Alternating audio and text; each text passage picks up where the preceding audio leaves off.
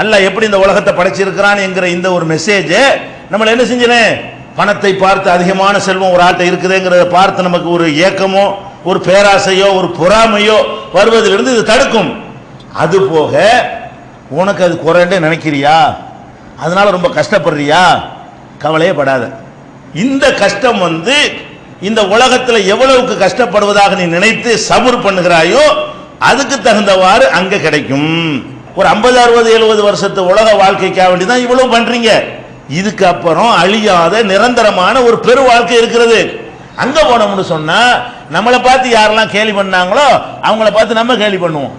நம்ம நேர்மையா இருந்த பொழைக்க தெரியாத வேண்டாங்கல்ல, அப்ப கேள்வி கிண்டல் பண்ணாங்கல்ல, அங்க போய் பார்த்தா யாரு பொழைக்க தெரிஞ்சவன் அங்க தெரியும்.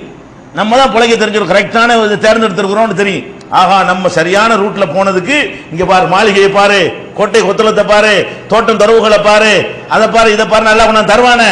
அதை அனுபவிக்கும் பொழுது அதெல்லாம் இல்லாம நெருப்புல போட்டு வதக்குவான இன்னொருத்தனை அப்ப நினைச்சு பார்ப்போம்.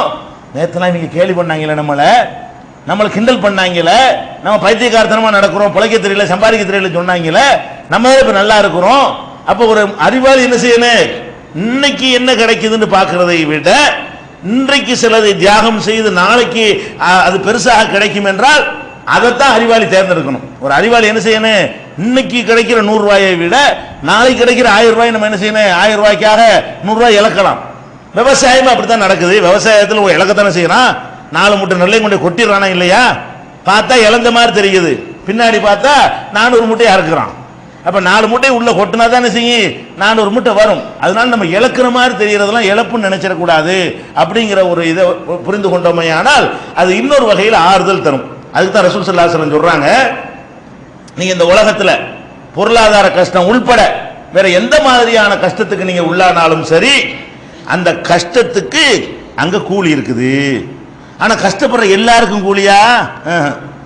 அந்த கஷ்டத்தை இறைவா நீ அர்த்தத்தோட தான் கொடுத்துருப்ப, நான் சபர் பண்ணிக்கிறேன்னு நினைக்கிறாங்க, அவங்களுக்கு தான் கூலி.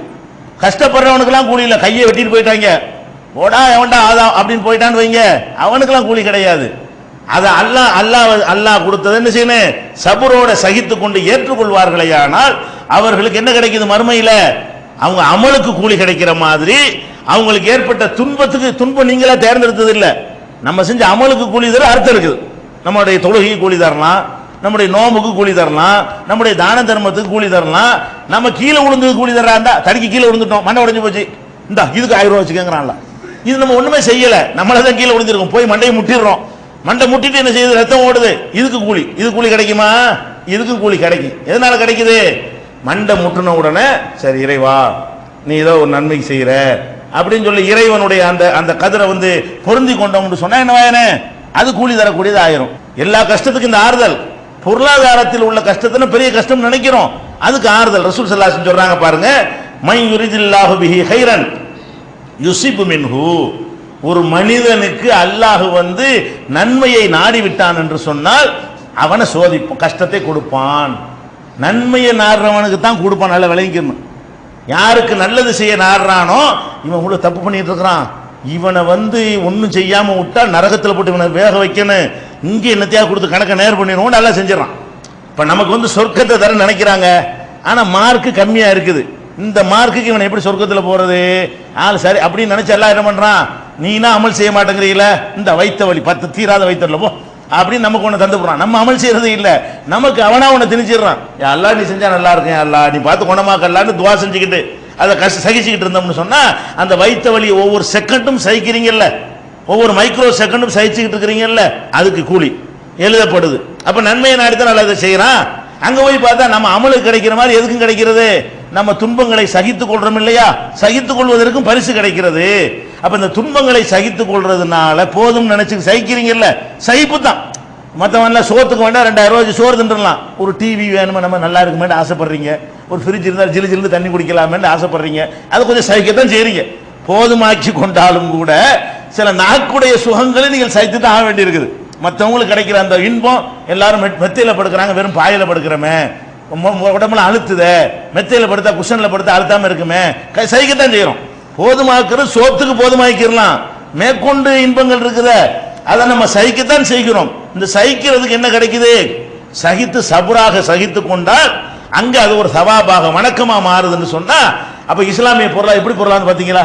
இந்த பொருளாதாரத்துக்காக வேண்டி உலகம் வெட்டி குத்திக்கிட்டு சாவும் பொழுது எவ்வளவு அழகா நம்மளை கைடு பண்ணி ஒரு மனித குலத்தை எப்படி வழிகாட்டி கொண்டு போகுதுன்னு பாருங்க இந்த மார்க்கம். அப்ப ரசூல் ஸல்லல்லாஹு அலைஹி சொல்றாங்க, மை யுரிதுல்லாஹு பி கைரன் யுஸிபு மின்ஹு, யாரை அல்லாஹ் யாருக்கு நல்லது செய்ய நினைக்கிறானோ அவனுக்கு கஷ்டத்தை தருவான். இது புகாரியில 5645வது ஹதீஸில் பதிவு செய்யப்பட்டிருக்கிறது. இன்னொரு சந்தர்ப்பத்தில் சொன்னார்கள், மா யுஸீபுல் முஸ்லிம மின் நஸபின் வலா வஸபின் வலா ஹம்மின் வலா ஹுஸ்னின் வலா அதன் வலா கம்மின் ஹத்த ஷௌகத யுஷாகுஹா இல்லா கஃபரல்லாஹு பிஹா மின் ஹதாயாஹு. ஒரு மூமினுக்கு ஏற்படக்கூடிய கவலை, துன்பம், கஷ்டம், இது மாதிரி எது ஏற்பட்டாலும் சரி, காலில் தைக்கிற முள்ளு குத்துறது இருக்கிற அது உள்பட சின்ன கஷ்டம், ஒரு முள்ளு குத்திருச்சு நாசமா போன அப்படின்னு சொல்லாம, இறைவனை திட்டாம, சரி இதுல ஏதோ அல்லாஹ் நன்மை வச்சிருப்பான் அப்படின்னு மனசால அதை சகித்து கொண்டு இருந்தால் அவனுடைய பிழைகளுக்கு, தவறுகளுக்கு அல்லாஹ் அதை பரிகாரமாக்குறான். ஒரு மூமினுக்கு எந்த ஒரு கவலை, கஷ்டம், துன்பம், வேதனை, அது காசு கஷ்டம் மட்டும் இல்ல, வயிற்று வலி கஷ்டம், நோய் கஷ்டம், பிள்ளை இல்லைங்கிற கஷ்டம், புள்ள இருக்கிற புள்ள தருதலையா இருக்கங்கிற கஷ்டம், குடும்ப வாழ்க்கையில சந்தோஷம் இல்லைங்கிற கஷ்டம், இப்படி எந்த விதமான கஷ்டங்களா இருந்தாலும் சரி, அல்ல உடல்ல ஏற்படக்கூடிய உபாதைகள் போன்ற கஷ்டங்களா இருந்தாலும் சரி, எல்லாத்துக்குமே அல்லாஹ் என்ன பண்றான்னு கேட்டா, இல்லா கஃபரல்லாஹு பிஹா மின் ஹதாயாஹு, அவன்கிட்ட மனிதன்கிற முறையில் அவன்கிட்ட தவறுகள் கண்டிப்பா நேர்ந்திருக்கும், அதுக்கு இது கணக்கு நேராக்கி விட்டுறான். இந்த தவறுகள் தண்டிக்க செய்யணும், இந்த தவறை கணக்கு வச்சு தண்டிச்சா நமக்கு மறுமை நாசமா போயிடும். இது எல்லாம் என்ன பண்ணுவான், நீ எனக்கு கோல் சொன்னீங்கல்ல, இந்த முள்ளு குத்துனதுக்கும் கோலுக்கும் சரியா போச்சு போ, இப்படி கணக்கு எல்லாம் எப்படி வேற பண்றான். நம்மள முள்ளு குத்திருச்சு, நேற்று ஒரு ஆள் கோல் சொல்லி இருக்கிறோம், கோல் சொல்றதுக்கு அங்க பிடிச்சி மிதிச்சா பயங்கரமா இருக்கு, இங்க குத்துனா ஒரு முள்ளு தான், போ தொலைஞ்சு போ, முள்ளு குத்திருச்சுடா சப்போர்ட் பண்ணீங்கள, அதுக்கு இது கணக்கு நேரா போச்சு ஓடு, இப்படின்னு நம்ம நிறைய போய் சொல்லியிருப்போம், சில எத்தனை சில்லற தவறுகள் செஞ்சிருப்போம். இதெல்லாம் கணக்கு போட்டு அங்க போட்டு மாட்டினா தப்பிக்க முடியாது. நன்மையை தர்ற மாதிரி அந்த வேதனையும் கடுமையாக தான் இருக்கும். நன்மை எப்படி பெருசா தர்றானோ அடிங்க அது மாதிரி தான் என்ன செய்வான், இந்த பஸ் ரப்பிக்கல சதீத், இறைவனுடைய எப்படி ரொம்ப கடுமையாக இருக்கும் இருக்குது. அப்ப அந்த மாதிரியான கஷ்டத்தை நம்ம தரக்கூடாதுங்க அல்லாஹ் என்ன பண்றான், ரஹமத்து செஞ்சு அடே அங்க கொடுத்தா 100 அடி கொடுப்பேன், இங்க இருந்தா லேசா செல்லமா ஒரு தட்டு எது வேணும்னு கேட்கறான்ல. அப்ப செல்லமா ஒரு தட்டு நினைச்சிட்டு போ, இங்க எது கொடுத்தாலும் செல்லமா தட்டுற மாதிரி தானங்க, அங்க மாதிரி தண்டிக்க முடியுமா? அங்க மறுமையில் அல்லாஹ் எப்படி தண்டிப்பான், அந்த மாதிரி உலகத்துல தண்டிக்க இயலுமா? உலகத்தை தண்டிக்க நெருப்புல போட்டு வறுத்தா கூட அந்த நெருப்பு மாதிரி வறுக்குமா இது நம்மள? அப்ப நம்மளை அல்லாஹ் என்ன பண்றான், கஷ்டத்தை கொடுப்பதன் மூலமாக நம்முடைய பிழைகளுக்கு அதை பரிகாரம் ஆக்கிறான்னு சொல்லி ரசூல் ஸல்லல்லாஹு அலைஹி வஸல்லம் சொன்னது சஹீஹுல் புகாரியில 5642வது ஹதீஸ்ல பதிவாயிருக்கிறது. அதே மாதிரி உம்மு சுஃபர்னு ஒரு அம்மா, இதுலயும் அந்த பொறுமைக்கு என்ன கிடைக்கும்ங்கிறத ரசூல் ஸல்லல்லாஹு அலைஹி வஸல்லம் சொல்லி காட்டுறாங்க. உம்மு சுஃபர்ங்கிற அந்த அம்மா என்ன செய்யறாங்கன்னா, அவங்களுக்கு வலிப்பு மாதிரி கீழே விழுந்துருவாங்க. விழுந்தாங்கன்னு சொன்னா அவங்க ஆடையெல்லாம் விலகிரும், பெண்ணா வேற இருக்கிறாங்க, பொது இடத்துல விழுந்தாங்கன்னு வைங்க, ஆடையெல்லாம் விலகும் போது பலரும் பல மாதிரி பார்ப்பாங்க. இந்த அம்மா இஸ்லாத்தை ஏற்றுக்கொண்ட ஒரு அம்மா ரசூல் ஸல்லல்லாஹு அலைஹி வஸல்லம் முறையிறாங்க, அல்லாஹ்வுடைய தூதரே ரொம்ப வெக்கமா இருக்குது என்னால, எப்படியாவது இந்த வலிப்பு குணமாகிறதுக்கு ஏதாவது நீங்க என்ன செய்யுங்க, துஆ அல்லாஹ்ட்ட எனக்காக பிரார்த்தனை பண்ணுங்க அப்படின்னு சொல்றாங்க. இந்த வலிப்புனால எனக்கு பெரிய பிரச்சனையா இருக்குன்னு. அப்ப ரசூல் ஸல்லல்லாஹு அலைஹி வஸல்லம் செஞ்சாங்க, இன் ஷிதி சபர்தி வலக்கில் ஜன்னா, நீ விரும்புனீன்னு சொன்னா இதை சகிச்சுக்கவே பேசாம சொர்க்கம் வேணும் உனக்கு, இந்த வலிப்பு தானே, இந்த வலிப்புக்காக வேண்டி நீ எவ்வளவு அமல்கள்லாம் குறைவு செஞ்சிருந்தா கூட இந்த வலிப்பை தந்ததுக்கு பரிசா அல்ல அங்க என்ன தரும் உனக்கு, சொர்க்கத்தை தரும். வலிப்பை தந்தான்ல, அதை சகிச்சுக்கிட்டீங்கள, நீ என்ன செஞ்சாலும் அதுக்கு சரியா போச்சு போ அப்படின்னு ரசூல் ஸல்லல்லாஹு அலைஹி வஸல்லம் அந்த அம்மாவுக்கு சொல்றாங்க. இன் ஷிதி சபர்தி, நீ விரும்பினால் அதை சகிப்புத்தன்மையோடு இருந்து கொள், உழைக்கில் ஜன்னா. அதுக்காக வேண்டி இப்படி நினைச்சுக்கிட்டு கூடாது, மருத்துவம் பார்க்காம எது வைத்த வழி வந்தா நான் சகிச்சுக்கிறேன், அது அர்த்தம் கிடையாது. அதெல்லாம் செஞ்சும் போவாட்டி தான் வணங்குதா. ஏன்னா அது தப்பா புரிஞ்சுக்கிற கூடாதுல்ல. சில பேர் அப்படி ஆன்மீகம்ங்கிற பேர்ல என்ன செய்வாங்க, தலைவலி வந்தா அல்லாஹ் பார்த்துக்குருவான், வைத்த வலி அல்லாஹ் பார்த்துக்குருவான், சகிக்க போறேன், அப்படி போக கூடாது வணங்குதா. அது மார்க்கத்தில் கிடையாதுங்க. ததாவோ ரசூல் ஸல்லல்லாஹு அலைஹி வஸல்லம் சொல்றாங்க, மருத்துவம் செய்யுங்கள். இன்னலி குல்லி தாயின் தவாவுன், ஒவ்வொரு நோய்க்கும் எல்லாம் மருந்தை வச்சிருக்கிறான். இவங்க கண்டுபிடிக்காதனாலதான் சில நோய்க்கு தீர மாட்டேங்குதே தவிர அந்த நோய்க்கு மருந்து உலகத்தில் இருக்குது. உலகத்துல எந்த நோய், எய்ட்ஸ் உள்பட இன்னும் கண்டுதான் பிடிக்கலையே தவிர மருந்து இருக்கு உலகத்துல, தேடிக்கிட்டு இருக்கிறாங்க. திடீர்னு கடைசி போயிடும் வழங்குதா. ஒவ்வொரு காலம் அம்மைக்கு மருந்து இல்லைன்னு சொல்லிட்டு இருந்தாங்க, கடைசியில் கண்டுபிடிச்சிட்டாங்களே இல்ல, கண்டுதான் பிடிக்கிறான், தயாரிக்கலாம் இல்ல மருந்த, இருக்கிற மருந்து தேடி எடுத்துடுறான், அவ்வளவுதான். அது மாதிரி ரசூல் ஸல்லல்லாஹு அலைஹி வஸல்லம் நமக்கு காட்டின வழி என்ன? பசிக்குது, அல்லாஹ் சோறு தருவான், படுத்து கிடக்க முடியுமா? சோறு திங்கணும், வழங்குதா? அதெல்லாம் தன்னால போயிடும். பசிக்குது, நான் சாப்பிட மாட்டேன், சகிச்சுக்கிட்டே இருப்பேன், அப்ப செத்து தான் போகணும். அப்ப நம்ம பசிச்சா சாப்பிடணும், கஷ்டமா இருந்தா பொருளாதாரத்தை தேடணும், நோய் வந்தா வைத்தியம்லாம் பண்ணணும், அதெல்லாம் பண்ணி போக வேண்டாம். சபரம் நல்லா விளங்கிக்கிறேன். ட்ரீட்மெண்ட் பண்ணக்கூடாதுன்னு இது புரிஞ்சுக்கிற கூடாது. ட்ரீட்மெண்ட் பண்ணுங்கன்னு உத்தரவு போடுறாங்க. மருத்துவம் நோய் வந்துச்சுன்னா கண்டிப்பா என்ன செய்யணும்? வைத்தியம் பண்ணி ஆகணும். வைத்தியம் பண்ணாம இருக்கக்கூடாது. அது மார்க்கத்தினுடைய கடமை. எப்படி பசிச்சா சாப்பிடுவது கடமையோ, நோய் வந்தால் வைத்தியம் பண்ணணும். கண் ஒரு மாதிரியா இருக்கா, நாங்க சகிச்சுக்கிட்டு இருக்க போறோம் அப்படிலாம் இருக்கக்கூடாது. நீங்க போய் வைத்தியம்லாம் பார்த்துட்டு தேராதுங்க, இனிமே கிடையாதுங்கன்ட்டான். சரி அல்லாஹ் நான் சகிச்சுக்கிறேன், அதான் சகிப்புங்கிறது. வணங்குதா? மருத்துவம் பார்க்கிறது சகிப்புத்தன்மைக்கு எதிரானது இல்ல. அல்லாவுக்கு எதிராக பேசி விடுவது, அல்லாவுக்கு எதிராக கெட்ட எண்ணம் கொண்டு விடுவது தான் சகிப்புத்தன்மை இல்லைங்கிறதுக்கு அர்த்தம். நோய் வந்தவன என்ன செஞ்சிடக்கூடாது? வைத்தியம் பார்த்தா அல்லாஹ் நோயை கொடுத்தான், இவன் மனுஷன் போய் வைத்தியம் பார்த்தா நல்லா எடுத்துக்கிற மாட்டான். வைத்தியம் பண்ண சொல்லி நமக்கு எல்லாம் செய்யணும், அல்லாஹ் கட்டளை எடுக்கிறான். ரசூல் ஸல்லல்லாஹு அலைஹி வஸல்லம் வைத்தியம் பார்த்திருக்கிறாங்க. அவங்களுக்கு நோய்வாய்ப்படுற நேரத்தில் நினைஞ்சிருக்கிறாங்க, அந்த காலத்தில் என்ன வைத்தியம் இருக்கிறதோ அதை செஞ்சிருக்கிறாங்க. அப்ப என்ன செய்யணும்? இந்த அம்மா சொல்றாங்க, அம்மாட்ட ரசூல் ஸல்லல்லாஹு அலைஹி சொல்றாங்க, நீ பொறுமையாயிருமா, நீ உனக்கு சொர்க்கம் இருக்கு, சகிச்சுக்குவேன் பேசாம. இது சரியில்லாம போச்சுன்னு வைவேன், சொர்க்கம் கன்ஃபார்மா கிடைக்காது உனக்கு. அல்ல அப்படி உன்னை தந்திருக்கிறானா சைப்பு தன்மையோட துவா என்ற அதுக்கு துவா செய்ய வேணாம் அப்படின்னு சொல்றாங்க. அப்ப அந்த இன்சேத்தி தாவத்துள்ளாக ஐயும் ஆஃபியக்கி, நீ விரும்புனீங்கன்னா உனக்கு அல்லாஹ் குணத்தை தர சொல்லி நான் துவா செய்யறேன். நீ விரும்புனீங்கன்னா பேசாம அப்படி போ, சகிச்சுக்கிட்டு இரு. இல்லை எனக்கு குணம் தான் வேணும், சொர்க்கம்லாம் முக்கியம் இல்லைன்னு சொன்னீங்கன்னா நான் உனக்காக இறைவன்ட்ட கேட்கிறேன் அப்படின்னு ரெண்டு ஆப்ஷன் அந்த அம்மாட்ட கொடுக்குறாங்க. அந்த அம்மா என்ன செய்யறாங்கன்னா, அஸ்பிரு, இல்ல சொர்க்கம் கிடைக்குதுங்கிறியா, அதுக்கு அப்புறம் என்ன இருக்கு, நான் சைபத்தன்மையோடு இருந்துக்கிறேன், இந்த வேதனையோடு நான் இருக்கிற காரணத்தினால் எனக்கு சொர்க்கம் கிடைக்கும் என்று சொன்னால் எனக்கு இதுவே போதும்னு சொல்லிட்டு, ஆனா எனக்கு நோய் குணமாக வேணாம், அது பிரச்சனை இல்லை, அதுக்கு நீங்க துவா செய்ய வேணாம். ஆனா இந்த கீழே கீழே விழுந்து ஆட விலகாம இருக்கிறவங்க எல்லாரும் துவா செய்யுங்க. அந்த அம்மா என்ன செய்யுது, அந்த வலிப்பை பத்தி பேசல அந்த அம்மா. அப்புறம் அந்த அம்மா சொல்றாங்க, இன்னி அத்த கஷபு, எனக்கு ஆடை விளைகிறது, ஃபதுவுல்லாஹலி அல்லாஹ் அத்த கஷப, என்னுடைய ஆடை விலகாம இருக்கிறது நீ துவா செய்யுங்க அல்லாட்ட. இது மயங்கிங்க நான் விழுந்துட்டு போறேன், விழுந்தாலும் பெண்ணா இருக்கனால ஆடை விலகி இருந்தா அசிங்கமா இருக்கும் இல்லையா, அந்த மாதிரி என்னை ஆக்கிராம இருக்கு துவா செய்யுங்க. அதுக்கு ரசூல் ஸல்லல்லாஹு அலைஹி வஸல்லம் துவா செய்தார்கள் அப்படிங்கிற ஒரு ஹதீஸ் புகாரியில 5652வது ஹதீஸாக பதிவு செய்யப்பட்டிருக்கிறது. அப்ப என்ன வழங்குது, ஒரு அம்மாவுக்கு ஒரு பயங்கரமா அது ஒரு நோய், வலிப்பு நோய் என்பது ஒரு பயங்கரமான நோய் தான். இந்த நோய் இருக்கிறது, அந்த நோயை அவங்க சகித்து கொள்ள முடியாம கஷ்டப்படுறாங்க, ரசூலுல்லாஹ்ட்ட முறையிடுறாங்க. ட்ரீட்மெண்ட் அந்த காலத்தில் உள்ள ட்ரீட்மெண்ட்ல குணமாக்க முடியாது, வைத்தியங்கள் பார்க்கறது வேற. அல்லாஹ்வுடைய ரசூல்ங்கிற அந்த அதிகாரத்தை பயன்படுத்தி அல்லாஹ்ட்ட துஆ செஞ்சு விசேஷமாக அது நீக்க பாடுபடுறதுன்னு வரும்பொழுது ரசூலுல்லாஹ் அதை என்ன செய்யறாங்க, ரெண்டு ஆப்ஷன் சொல்லி கொடுக்குறாங்க. அப்ப என்ன விளங்கனே, பொருளாதார கஷ்டம் வந்தாலும் நம்ம தேடுகிற வகையில் தேடிக்கொண்டு தேடியும் நமக்கு கிடைக்கவில்லை என்று சொன்னால் சரி, அல்லாஹ் கரெக்டான செய்வான், அவனுக்கு தெரியாத நமக்கு தெரிஞ்சு போச்சு, அவன் ஹக்கீம் தானே, நுணுக்கமான ஆள் தானே, அவன் நமக்கு இப்படி பண்ணி இருக்கிறான், என்னமோ ஒன்று இருக்கு நமக்கு. அது நம்ம சாதாரண கிராமப்புறங்களில் கூடங்க இந்த வார்த்தை அடிக்கடி பயன்படுத்துவாங்க, நமக்கு எல்லாம் நன்மைக்கு தாங்க அப்படி சொல்றாங்களா இல்லையா, இது பெரிய அர்த்தம் உள்ளது, இது நல்ல விஷயம், இது இஸ்லாத்துடைய பேசிக்கில் உள்ள ஒரு வார்த்தைகள்.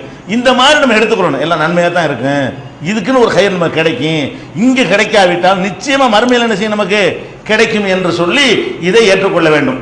இன்னும் சொல்றாங்க ரசூல் ஸல்லல்லாஹு அலைஹி வஸல்லம், ஒரு மனிதனுக்கு ரொம்ப ரொம்ப விருப்பமானது எதுன்னா கண்ணு தான். அவன்கிட்ட இருக்கிற உறுப்புகள்ல அவனுக்கு எது விருப்பமானது, ஏன்னா மனிதன் அனுபவிக்கிற இன்பங்கள்ல கண்ணை கொண்டு அனுபவிக்கிறதுல தான் 50% வருங்க, 50% எதை கொண்டு தான், கண்ணை கொண்டு தான். கண் இல்லைன்னு வைங்க, நான் இந்த சட்டையை போட்டேன் என்ன, கிழிஞ்ச சட்டையை போட்டேன் என்ன, எல்லாரும் கூட்டு போயில இருந்தா எதுக்கு சட்டை தான் எதுக்கு போடணும், இந்த கண்ணை கொண்டு அந்த கலர் நல்லா இருக்கணும், இது இருக்கணும், இது இருக்கணும், வீடு பெருசா இருக்கு, பெரிய வீடு, இது சின்ன வீடு, எல்லாம் எதுல வருது, இந்த கண் இல்லாட்டி ஒரு பஞ்சாயத்தும் இல்லையே. யாருக்கும் கண் இல்லாட்டி பெரிய வீட்டுக்காரன் சின்ன வீட்டுக்காரன் வித்தியாசம் இருக்குமா, ஒரு வித்தியாசம் இருக்காது. பெரிய வீடா இருந்தா சின்ன வீடா இருந்தா என்ன அந்த மேனிக்கு சுகமா இருக்குமே பஞ்சு மெத்த, அதை தான் அனுபவிக்கலாமே தவிர இந்த கண்ணுனால் பார்க்கக்கூடியது பெருசு அதிகம் கூட. அவர் ஆஜானுபாகவா இருக்காரு, அவர் வெயிட்டா இருக்காரு, ஆள் கலர் தளதளன்னு தக்காளி மாதிரி இருக்கிறாரு, வெள்ளையா இருக்கிறாரு, கலரா இருக்காரு, கவர்ச்சியா இருக்கிறாரு, இப்படி எல்லாம் சொல்றமே, இதெல்லாம் எதை வச்சு தீர்மானிக்கிறீங்க, கண்ணுனால தானே. ஒரு குருடனுக்கு வெள்ளையா இருந்தா என்ன, அவனுக்கு கருப்பா இருந்தா அவனுக்கு என்னங்கிறேன், ஒரு குருடனுக்கு வெள்ளையா இருக்கிறாலும் ஒண்ணுதான், கருப்பா இருக்கிறாலும் ஒண்ணுதான். அப்ப ஒரு மனிதனுக்கு இருக்கிற பாக்கியத்திலே பெரிய பாக்கியம் என்று எடுத்துக்கொண்டோமே ஆனால் பாதின்னு சொல்லலாம். கண்ணு மட்டும் இல்லைன்னா இந்த நிறைய இன்பங்களை நம்ம என்ன செய்யலாம் ஒண்ணுமே இல்லாம போயிடும். இந்த நாக்குக்கு உள்ள இன்பம் திங்கிறது தான் என்ன இருக்கு, அதுல ஒன்றும் கிடையாது. உடம்புக்கு ஒரு சுகமா இருக்குது, வேற ஒன்றும் கிடையாது. ஆனா அந்த கண்ணுக்கு உள்ளது இருக்கு, அம்புட்டையும் எல்லாத்தையும் கரெக்ட் பண்றது என்னது, படிக்கிறது, அறிவை தேடுறது, டிவி பார்க்கறது, எல்லாமே அதெல்லாம் வருது. அப்ப கண்ணுல தான் எல்லா மேட்டரும் அடங்கி இருக்கிறது. ரசூல் ஸல்லல்லாஹு அலைஹி வஸல்லம் சொல்றாங்க, இந்த கண்ணுக்கு வந்து ஹபீபான்னு பேருங்க. ஒரு ஹபீபாண்டா என்ன, காதலின்னு அர்த்தம். ஒரு மனிதனுக்கு ரொம்ப ஹபீபா யாருன்னு கேட்டா கண்ணு தான். அந்த ரசூல் ஸல்லல்லாஹு அலைஹி வஸல்லம் இந்த கண்ணுக்கு என்ன வார்த்தை யூஸ் பண்றாங்க, ஒரு மனிதனுக்கு இருக்கிற ஹபீபா, அவனுடைய ரொம்ப விருப்பமானவள், விருப்பமான காதலி ரெண்டு இருக்கு ஒரு மனுஷனுக்கு, அதான் கண்கள்ங்கிறாங்க. அதை சொல்றாங்க, இதப்தலைத்து அப்தி பி ஹபீபத்தைஹி, என்னுடைய அடியானுக்கு வந்து அவனுடைய ரெண்டு ஹபீபாக்கள் இருக்காங்களே கண்கள், அதை வந்து நான் எடுத்து சோதித்து விட்டால், அல்லாஹ் சொல்வதாக ரசூலுல்லாஹ் சொல்றாங்க, நான் சோதித்து விட்டால் ஃபஸபர, அதை அவன் சகித்து கொண்டாள். கண்ணை எடுத்த உடனே சகிச்சுக்கணும். எனக்கு மட்டும் தான் கண்ணை எடுத்து அவனுக்கு ஏன் எடுக்கலன்னு கேட்டக்கூடாது. யாரெல்லாம் உனக்கு கண்ணு இருக்குதா, என் கண்ணை எடுத்துப்படியே, நீலாம் கண்ணு இருக்கா, உனக்கு இறக்கம் இருக்கா, நீலாம் கடவுளா, நீனா இறைவனா, இந்த மாதிரிலாம் சொல்லி போடாம என்ன செய்யணும், நம்ம ட்ரீட்மெண்ட்லாம் பார்த்துட்டு ஒன்று கண்ணு வராதுங்க, முடிஞ்சு போச்சுங்க, இனிமேல் உங்களுக்கு பார்வைக்கு எந்த சான்ஸும் இல்லைன்னு சொல்லி எல்லாம் கைவிட்டுட்டான். அப்போ என்ன செய்யணும், சரி அல்ல இதில் ஒரு நன்மை இருக்கா, இதுக்காக அங்கே தரப்போறான், இங்கே இழந்தா என்ன ஒன்று இழந்துட போகிறோம், 50 வருஷம் 60 வருஷம் வாழ்க்கை, இதோட நிரந்தரமான வாழ்க்கை இருக்கிறது, அங்கே போய் நல்லா இருக்க போகிறோம், இப்படி நினைத்து கொண்டால் அவ்வல் துஹு மின்ஹல் ஜன்னா மின்ஹுமல் ஜன்னா, அந்த ரெண்டு கண்களுக்காக வேண்டி ஜன்னத்தை சொர்க்கத்தை நான் பகரமாக கொடுத்துட்றேன். நம்ம கண்ணு இல்லாமல் ஒருத்தன் இருந்தான்னு வைங்க, பெரிய மேஜர் மிஸ்டேக்லாம் பண்ணல, அந்த மாதிரி பண்ணி மோதா போயிட்டான்னு சொன்னா அவனுக்கு அமல்லாம் பெருசாக கணக்கு பார்க்கப்படாது. நீ நாங்கள் கண்ணு இல்லாமல் எத்தனை இன்பங்களை இழந்திருக்கிற, இந்த கண்ணு இல்லாம இந்த எல்லாம் போட்டு பேர் அனுபவிச்சாங்களே, அதெல்லாம் நீ அனுபவிச்சியா, கம்மியா அனுபவிச்சாலும் கம்மியா நன்றி செலுத்தினா போதும்ல, ரொம்ப அனுபவிச்சோம் ரொம்ப நன்றி செலுத்தனு, நீ கம்மியா அனுபவிச்சிருக்கிற, எதை செஞ்ச வரைக்கும் போதும், ஓடு சொர்க்கத்துக்கு ஓடு, ஈஸியா வேலை முடிஞ்சு போயிடுது. யாருக்கு, கண்ணு இல்லாத. அப்ப கண்ணு இல்லைன்ற குறைன்னு நம்ம கவலைப்பட முடியுமா? கண்ணு இல்லாத குறையா இருந்தா கூட அதுல என்ன இருக்கு நமக்கு, அது நம்ம மறுமைக்கு கொண்டு சேர்க்குது. மறுமை வாழ்க்கை தான் பேசிக் நினைக்கக்கூடியவர்களுக்கு இதெல்லாம் ஒரு விவகாரமே இல்லை. இது எங்க இருக்கிறது, சஹீஹுல் புகாரியில 5653வது ஹதீஸாக பதிவு செய்யப்பட்டிருக்கிறது. நபிகள் நாயகம் ஸல்லல்லாஹு அலைஹி வஸல்லம் சொல்றாங்க, அவங்களுக்கு ஆச்சரியம் பாருங்க, அஜபல்லி அம்ரில் மூமினி, இந்த மூமின் இருக்கிறான இறை நம்பிக்கையால அவனுடைய காரியங்களை பார்த்தா ஆச்சரியமா இருக்கு, எனக்கு ஆச்சரியமா இருக்குங்கிறாங்க. என்ன ஆச்சரியம், இன்ன அம்ரஹு குல்லஹு கைருன், அவனுக்கு நடக்கிற எல்லாமே நல்லதா தான் இருக்கிறது.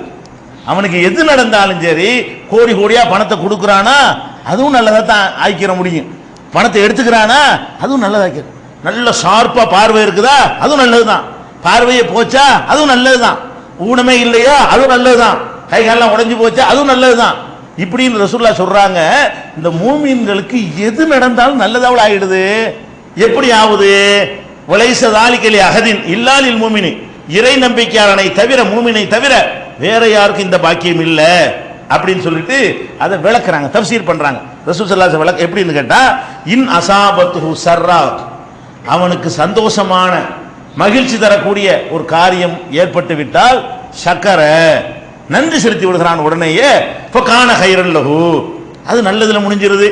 ஒயின் அஸாபத்துஹு லர்ரா, அவனுக்கு ஒரு கஷ்டம் துன்பம் ஏற்பட்டுச்சுன்னு வைங்க, சபர, பொறுமையா அதை சகித்து கொள்றான், ஃபகான கை, அது நல்லதா போயிடுது. அப்ப இதுவே நல்லது இல்ல, அதாவது செல்வங்கள் கிடைப்பது நல்லது இல்ல, கிடைச்சதுக்கு நன்றி செலுத்திட்டேன்னா நல்லதா போயிடுது, நல்லதா ஆக்கிக்கிறது. நல்லதா ஆக்கி கொள்ளுதல்ங்கிறதுல தான் நல்லதாகுதே தவிர, நமக்கு ஒரு கஷ்டம் வருதுன்னு வைங்க, அதுக்கு சொர்க்கம் கிடைக்காது.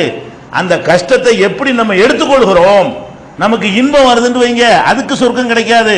அந்த இன்பத்தை எப்படி நம்ம எடுத்துக்கொள்கிறோம், எப்படி எடுத்துக்கொள்ளணுமா, இன்பங்கள் வந்தா சுக்குரு பண்ணு, துன்பங்கள் வந்தா சபுரு பண்ணு.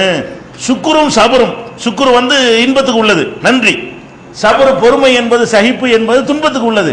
அப்போ உனக்கு நிறைய கோடி கோடி அல்லாஹ் தந்துட்டானா அல்ஹம்துலில்லாஹ்னு சொல்லு, போச்சு ஓடு, ஓடிக்கிட்டே இரு சொர்க்கத்துக்கு. எந்த அளவுக்கு சொல்றாங்க ரசூல் ஸல்லல்லாஹு அலைஹி வஸல்லம், ஒரு அடியான் வந்து இதை சொல்ற, இது எதுல இருக்குன்னா சஹீஹ் முஸ்லிம்ல 5318வது ஹதீஸ்ல இருக்கிறது. இதை ரசூல் ஸல்லல்லாஹு அலைஹி வஸல்லம் விளக்குறாங்க. ஒரு அடியான் வயிறு புடைக்க சாப்பிடுகிறான், வயிறு புடைக்க சாப்பிடுறான், ஃபுல்லா வெட்டுறான், வெட்டி என்ன செய்யறான், ஃபய அஹ்மதுல்லாஹ் அல்ஹம்துலில்லாஹ் அல்லாஹ் புகழ்றான். உடனே இதுல அல்லாஹ் திருப்தி அடைஞ்சிடறானா. வயிறு நிறைய சோறு திங்கிறதுக்கு நன்றின்னு சொன்னா விட்டுருவாங்கல்ல மனுஷன். ஒரு மனுஷன் வயிறு நிறைய சோறு போடுறாங்க, 4 மணி நேரம் 2 வேலை வாங்கிட்டு தான் போடுவான். 4 மணி நேரம் வேலையை வாங்கிட்டு தான் சோறு போடுவானே தவிர ஃபுல்லா சோத்தை தின்னுபிட்டு என்ன செய்யறது? இதுக்கு என்ன கட்டணம் என்ன? அல்ஹம்துலில்லாஹ் போட போட. அல்லாஹ் என்ன செய்யறான்? முடி திண்டியில அதுக்கு ஒன்றும் செய்ய வேணாம், அல்ஹம்துலில்லாஹ் இல்லப்பா, இதுக்கான புகழ் அல்லாஹ்வுக்கு, அது எனக்கு போதுங்கிற அல்லாஹ். அப்ப அல்லாஹ் வந்து இந்த நன்றியில வந்து அவ்வளவுக்கு சந்தோஷப்படுறான். அப்ப பெரிய பெரிய இன்பங்கள் உனக்கு வரும் பொழுது பெருசாலும் நீ பண்ண வேணாம். ஹாதாமின் ஃபதில் ரப்பின்னு சுலைமான் நபி சொன்னார். அவ்வளோ பெரிய கோடி கோடியா அல்லாஹ் செல்வத்தை கொடுத்த பிறகு நினைஞ்சாரு, இது என் இறைவனின் அருட்கொடை அப்படின்னு சொல்லி நன்றி செலுத்த, அவ்வளவுதான் மேட்ரு, அவ்வளவுதான். அதான் அவர் செஞ்சாரு. மற்றபடி நம்ம அவர் என்ன தலைகள் வணங்கினாரு, நம்ம தொழுகிற மாதிரி தொழுதாரு, நம்ம நோம்பு வச்சிருப்பாரு, கொஞ்சம் கூட குறைய வேண்டாம் நினைச்சிருப்பாரு. நபிங்கிற காரணத்தினால என்ன கூட அப்படி செஞ்சிட முடியும்? நம்ம ஒரு 4 ரக்காத் தொழுது 10 ரக்காத் தொழுது இருப்பாரு தவிர 24 தொழுதுட்டா இருப்பாரு. கவர்மெண்ட்லாம் பார்க்கலையா? அவரு சின்ன அளவுல தான் கூட செஞ்சிருப்பாரு. எதனால அவர் வந்து நல்லடியார் ஆயிட்டாரு? நன்றி செலுத்தினாரு. இது வந்தோடனே மண்டக்கணவருக்கு வரல, கர்வம் வரல, தலைகீழ ஆட்டம் போடல.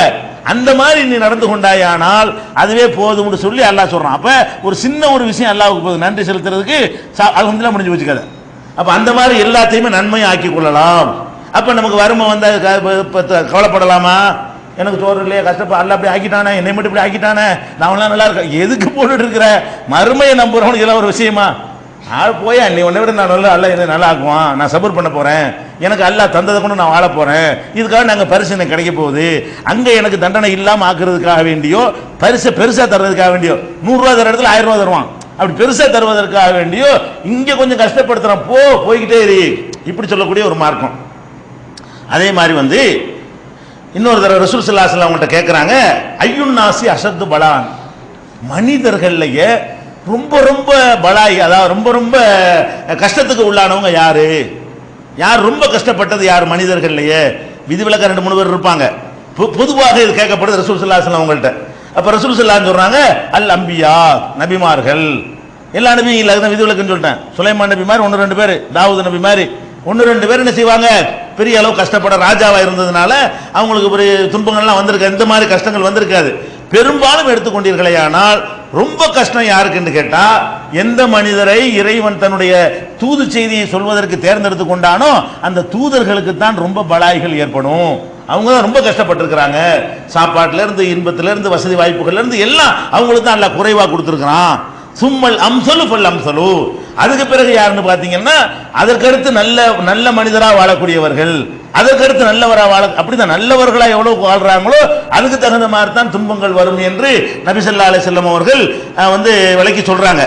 இன்னும் சொல்றாங்க, இப்போ யுபுத்தல ரஜுலு அலா ஹஸபி தீனிஹி, அவனுடைய தீனுக்கு தக்கவாறு தான் அந்த மனிதன் சோதிக்கப்படுவான். தீன்ல நல்ல கொள்கை அசைய மாட்டேன்னு நிக்கிறியா, கொஞ்சம் கூட சோதிப்பான். ஏன்? அங்க பெருசா தர்றதுக்காக வேண்டி. அங்க பெருசா தர்றான் என்ன செய்யணும், இவன் இவ்வளவு உறுதியா இருக்கிறானே, பெரிய பரிசு கொடுக்கணுமே, அப்ப ஒரு வயிற்று வலியை கொடுத்துருவோம், ஒரு தலைவலியை கொடுத்துருவோம், அதை நினைச்சுக்கிட்டு அதை சகிச்சுக்கிட்டு அதை செஞ்சாங்க போது பெரிய பரிசா தூக்கி கொடுக்க முடியும். அப்ப அந்த மாதிரி ரசூல் ஸல்லல்லாஹு அலைஹி வஸல்லம் சொல்றாங்க, ஒரு இன்கான தீனுஹு சலிபன் இஸ்தத்தபலாவு, அவனுடைய தீன் வந்து ரொம்ப கடுமையா உறுதியாக இருக்குமே, அசைக்க முடியாமல் இருக்குமே, ஆனால் அவனுடைய சோதனை வந்து கொஞ்சம் கஷ்டமா இருக்கும். இன்கான ஃபீ தீனிஹி ரிக்கத்துன், அவனுடைய தீன்ல கொஞ்சம் லேசா ஏதோ கொஞ்சம் இது குறைய அப்படி வச்சுக்கிட்டு இருக்கான். ஆமா, தர்காக்கெல்லாம் போகக்கூடாது, நல்லதான், இவ்வளோட சரி, இந்த மாதிரி இருக்கிறான்னு வைங்க, அவ்வளவு உறுதி பத்தலன்னு வைங்க, அப்படி இருந்தானே, ஆனால் அதுக்கு தகுந்தவாறு அவன் சோதிக்கப்பட்டுருவான். அதனால வந்து எந்த அளவுக்கு என்று கேட்டா, ஃபமா யப்ரஹுல் பலாவு பில் அபுதி ஹத்தா யன்ஸிலஹு யஜீவு அலல் அர்லி வமா அலைஹி ஹத்தியத்துன், இவனுக்கு இந்த முசீபத்துகள் அதிகமாகிக்கிட்டே வந்து அவன் மௌத்தாகும் போது ஒரு பாவம் இல்லான்னு மௌத்தாகுறான். ரசூல் ஸல்லல்லாஹு அலைஹி சொல்றாங்க, இப்படி என்ன ஏற்படும், கஷ்டம் வந்து ரொம்ப கஷ்டம் இல்லை தந்துட்டான்னு வைங்க, நம்மளுடைய எந்தெந்த பாவங்கள் நம்ம செஞ்சோமோ அதெல்லாம் இதுல அழிஞ்சிடும். அழிஞ்சிட்டு மௌத்தா போகும்போது பாவமே செய்யாத ஆள் மாதிரி மௌத்தாவுறீங்க என்று ரசூல் ஸல்லல்லாஹு அலைஹி வஸல்லம் சொன்னது திருமதிங்கிற நூல்ல 2322வது ஹதீஸ்ல நீங்கள் பார்க்கலாம். அதே மாதிரி வந்து இதே கருத்தை வந்து திருமதியில 2323வது ஹதீஸ்ல இது வந்து பதிவு செய்யப்பட்டிருக்கிறது. அதே மாதிரி நபி ஸல்லல்லாஹு அலைஹி வஸல்லம் அவர்கள் நோய்வாய்ப்பட்டிருக்கும் பொழுது அப்துல்லா இப்னு மசூத் அவர்கள் வர்றாங்க, அல்லாஹ்வுடைய தூதரே ரொம்ப கஷ்டப்படுறீங்களே, நோயில ரசூலுல்லாஹ் படுற கஷ்டத்தை அவர் பார்க்கிறார், ரொம்ப சிரமப்பட்டு இருக்கிறீங்களா அல்லாஹ்வுடைய தூதரே, இறை தூதர்களுக்கு வந்து ரொம்ப கஷ்டப்பட்டா 2 மடங்கு கூலிங்கிறாங்களே, அதனால தான் உங்களுக்கு இவ்வளவு கஷ்டமா எங்களுக்கு வர்ற காய்ச்சல் மாதிரி உங்களுக்கு இல்லையே, உங்களுக்கு கூடுதலா வேதனைப்படுறீங்களே, எங்களுக்கு வர்ற நோயை விட உங்களுக்கு டபுள் மடங்கா தெரியுது, அப்ப டபுள் மடங்கு கூலி கிடைக்கிறதுனால தான் அல்லாஹ் இதையும் டபுளா உங்களுக்கு தர்றானோ கேட்கிறாரு. எங்களுக்கு இந்த மாதிரிலாம் வந்திருக்குது, எங்களுக்கு இவ்வளவு நீங்க படுற வேதனை நாங்க பட்டது இல்ல, உங்களுக்கு இந்த மாதிரி வேதனை காய்ச்சல் வந்து ரொம்ப வேதனைப்படுறீங்களே அப்படின்னு இவரே ஆன்சர் சொல்லி கேட்கிறாரு. அப்ப ரசூல் ஸல்லல்லாஹு அலைஹி வஸல்லம் சொல்றாங்க, ஆமா அது 2 வேளை 2 கூலி இருக்கிறதுனால தான் எனக்கு 2 மடங்கு தண்டனை, 2 மடங்கு துன்பம். உங்களுக்கு வர்ற நோயை விட எங்களுக்கு வர்ற நோய், நபிமார்களுக்கு வர்ற நோய் கஷ்டமா தான் இருக்கும் என்று ரசூல் ஸல்லல்லாஹு அலைஹி வஸல்லம் சொல்லிட்டு, எந்த ஒரு முஸ்லிமுக்கு ஒரு துன்பங்கள் கஷ்டங்கள் தொடர்ந்து வந்து கொண்டிருக்கிறதோ, மரத்திலிருந்து இலைகள் உதிர்மை, இலை உதிர் காலத்துல அந்த மாதிரி பொல பொல பொலன்னு நம்முடைய தவறுகளை கொட்டி போயிடும். தவறுகள்லாம் எப்படி போயிடும், நம்மள்ட்ட இருக்க ஒட்டிக்கிட்டு இருக்கிற தவறுகள்னா அப்படி உளிப்பி விட்டவன இலை கொட்டுமே அந்த மாதிரி கொட்டி போய்விடும் என்று ரசூல் ஸல்லல்லாஹு அலைஹி வஸல்லம் சொன்ன செய்தி வந்து புகாரியில 5667, 5661, 5660, 5648, 5647 இந்த மாதிரியான எண்கள்ல புகாரியில பதிவு செய்யப்பட்டிருக்கிறது. அப்ப எந்த கஷ்டம் நமக்கு வந்தாலும் எப்படி எடுத்துக்கொள்ளணும், இதுக்கெல்லாம் அங்க இருக்கு. இப்ப போதுங்கிற மனசு வந்துருமா, பேராசை வராதுல, ஏமாத்தணும் ஃப்ராட் பண்ணணும் வராதுல, உள்ளதை கொண்டு போதுமாக்கிடுவோமா இல்லையா, நம்ம வாழ்க்கை வேற மாதிரி மாறிடுமா இல்லையா. இந்த ஆன்மீகம் கலந்த ஒரு பொருளாதாரத்தை நபிகள் நாயகம் ஸல்லல்லாஹு அலைஹி வஸல்லம் கொண்டு வந்த மார்க்கம் நமக்கு சொல்லி தருகிறது. நபிகள் நாயகம் ஸல்லல்லாஹு அலைஹி வஸல்லம் இன்னொரு தடவை சொல்றாங்க, நபிமார்கள் எல்லாம் வறுமையில யுப்தலா பில் ஃபக்ரி, வறுமையில் நபிமார்கள் நிறைய சோதிக்கப்பட்டார்கள். நான் எப்படி வறுமையாக இருக்கிறேனோ அந்த மாதிரி எனக்கு முந்தி வந்த இறை தூதர்கள் எல்லாம் வறுமையில சோதிக்கப்பட்டார்கள். எந்த அளவுக்கு என்றால், ஒரு நபிக்கு வந்து ஒரே ஒரு போர்வை தான் இருக்கும், அது மௌத்தாகிற வரைக்கும் அது ஒன்னதான் வைத்திருப்பார். இப்படி மௌத்தான நபிமார்கள் ரசூலுல்லாஹ் சொல்றாங்க. ஒரு போர்வை இருக்கும், ஹத்தா யகூனக, அதை போட்டு கிழிச்சு கிழிச்சு தச்சு மர விட்டு போட்டு இப்படியே இருந்து அதை தவிர வேற ஒண்ணு இருக்காது. ஒரு ஆடைக்கு மறு ஆடை இல்லாத நிலையிலெல்லாம் நபிமார்கள் மௌத்தா இருக்கிறாங்க. யாவத்தில் வச்சுக்கிறீங்க, ரசூலுல்லாஹ் கூட அப்படி இருக்கல, ரசூல் ஸல்லல்லாஹு அலைஹி வஸல்லம் கூட இந்த அளவுக்கு இருக்கல. அந்த ஒரு போர்வையை போத்திக்கிடுவாங்க, ஒரு கிழிஞ்சு போயிடும் அதை தச்சுக்கிடுவாங்க, மறுபடியும் கிழிஞ்சு போயிடும் ஒரு ஒட்டு போட்டுக்கிடுவாங்க, இப்படி என்னென்ன கிடைக்குது அந்த மாதிரி போட்டுக்கொண்டு அதை வச்சே அவங்களுடைய ஒட்டுமொத்த வாழ்க்கையை முடிஞ்சு போய்விடும். இப்படி எல்லாம் நபிமார்கள் இருந்திருக்கிறார்கள். இன்னும் சொல்ல போனா ஒயின்கான அகதுகும் யஃப்ரஹு பில் ஃபலாய், இந்த மாதிரி கஷ்டம் வரும்போது நபிமார்கள் என்ன செய்வாங்களா, சில நபிமார்கள் சரியா அல்லாஹ் நமக்கு நன்மையை நாடி இருக்கிறான், எப்படி இந்த கஷ்டம் வர்றதுல மகிழ்ச்சி அடைவார்களாம். எதனால, ஏதோ நம்ம பிரச்சாரத்தில் 1-2 மிஸ்டேக் பண்ணிட்டா கூட இது நம்ம கரெக்ட் பண்ணி விட்டுருமே, இந்த உலகத்தில் கஷ்டத்தை தந்து விட்டானே, இந்த உலகத்தில் நமக்கு வறுமையை தந்துட்டானு அதுல வந்து ஒரு நன்மை ஏற்பட்டால் இப்படி மகிழ்ச்சி அடைவார்களோ, கஷ்டம் ஏற்பட்டால் மகிழ்ச்சி அடைந்த நபிமார்களும் அந்த பழைய நபிமார்கள் இருந்திருக்கிறார்கள் என்று நபிகள் நாயகம் ஸல்லல்லாஹு அலைஹி வஸல்லம் சொன்ன செய்தி இப்னு மாஜாவுல 4014வது ஹதீஸாக இடம்பெற்றிருக்கிறது. அதனால இந்த அடிப்படை நம்மள புரிஞ்சுக்கிறேன்னு, கஷ்ட நஷ்டங்கள் வரும் பொழுது உறுதியா என்ன செய்யணும், சகிக்கணும். இதுக்கு முத்தாய்ப்பாக அல்லாஹ் ரப்புல் ஆலமீன் நமக்கு சொல்றான், வல நபுலுவன்னக்கும், உங்களை சோதிப்போம். எப்படி சோதிப்போம், பிஷையின் மினல் ஹௌஃபி, ஓரளவு அச்சத்தினாலும், ஒல் ஜூய் பசியினாலும், வனக்ஸி மினல் அம்வால், சொத்துக்களை குறைப்பதன் மூலமாகவும், ஒல் அன்ஃபுசி உயிர்களை குறைப்பதன் மூலமாகவும், ஒ தமராத்தி கனிவர்க்கங்களை விளை நிலங்கு பயிர்களை குறைப்பதன் மூலமாகவும் பல விதங்களில் உங்களை நாங்கள் சோதிப்போம். பஷிரி சாபிரீன், இதை யார் சரியா சகித்துக் கொள்கிறாரோ அவருக்கு நபியே நீங்கள் நற்செய்தி சொல்லிவிடுங்கள். என்ன நற்செய்தி, அல்லதீன இதா அஸாபத்துஹும் முஸீபத்துன், அவர்களுக்கு துன்பம் ஏற்படும் பொழுது காலு இன்னா லில்லாஹி வ இன்னா இலைஹி ராஜிஊன், நாங்களே அல்லாஹ்வுக்கு உரியவர்கள், நாங்களே அவனிடத்துல தான் போக போறோம் என்று சொல்லி, ஒரு துன்பம் ஏற்பட்டு போச்சா, அதே நம்ம அல்லாட்ட தானே போக போறோம், என்ன வாப்பா மூத்தா போயிட்டாரா, அவர் மட்டுமா மூத்தா போய் நம்ம தானே போக போறோம், என்ன புள்ள மூத்தா போச்சா, நாளைக்கு போய் பார்க்க தானே போறோம், என்ன அப்ப நாங்களே அல்லாஹ்வுக்கு உரியவர்கள், நாங்களே அவன்கிட்ட போய் சேரக்கூடியவர்கள் என்று சொல்லி யார் சகித்துக் கொள்கிறார்களோ அவர்களுக்கு நற்செய்தி சொல்லுங்கள். உலாயிக்க அலைஹிம் ஸலவாத்து மிர் ரப்பிஹிம் வ ரஹ்மா, அவர்கள் தான் அல்லாஹ்விடத்திலிருந்து பேரருள் கிடைக்கிறது. உலாயிக்க ஹுமுல் முஹ்ததூன், அவங்க தான் நேர்வழி பெற்றவர்கள் என்று சொல்லி இதை சகித்துக் கொண்டவர்களுக்கு தான் நற்செய்தி உண்டு என்று திருக்குர்ஆன்ல 2வது சூராவுல 155 156வது வசனத்தில் அல்லாஹ் சொல்லி காட்டுகிறான். இதே கருத்துப்பட வந்து 3வது சூராவுல 186வது வசனத்திலையும் சொல்லி காட்டுகிறான்.